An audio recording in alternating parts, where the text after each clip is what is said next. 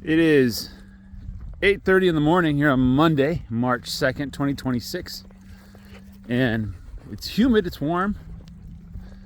Well, it's probably like 68 degrees or something.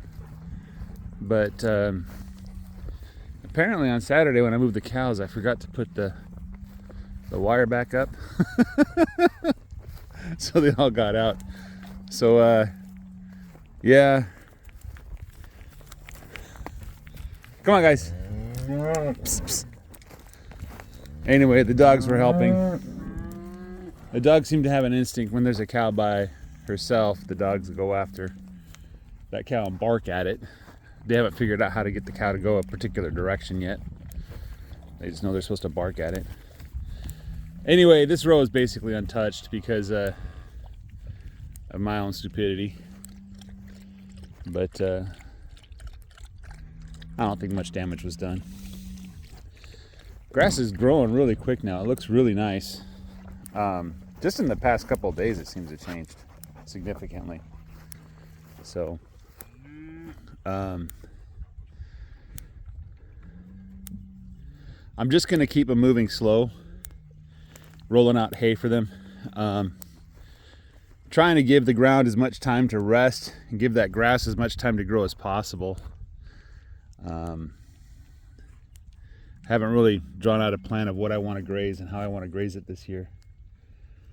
If you were to ask me what to do, I'm going to use the back 20 as much as I can. Unfortunately, I think it's only safe to put cows back there. And putting up electric wires is pretty troublesome, so I don't know that I'll do doing electric wires that back there. So I might just move them back there for 3 or 4 days at a time. And then I think I might leave this northern half untouched. So I'll just keep them rotating in the back half and the back 20. Maybe the northern third. Maybe I'll do thirds instead of half. The idea is that I give a section of my pasture a whole year of recovery. Just to go through its natural cycle, just to kind of get everything back in sync with itself. I haven't really noticed it make a big difference when I do this, but the one thing that I do like is when I put a little more pressure on the ground when I'm rotating. If I'm not putting enough pressure, what I mean by that is enough animals per square foot, where they actually trample and eat and drop manure. That seems to have a benefit, and one of the ways I can do that is just limit myself to only grazing a fraction of my pasture. Another thing too is if I should get into a drought, which by the way, we're still in drought level 3. The forecast is that it will persist for about a month and then it'll stop. This week, I think starting on Wednesday, we're going to get rain. It's going to continue till Wednesday of next week. And the estimate right now is that about 3 inches of rain over that week, which is going to be super welcome rain. But I think our average is like, I'm just trying to remember, 24 inches of rain a year. I think that's about right, 24, 36. So we should be getting 3 inches of rain every month.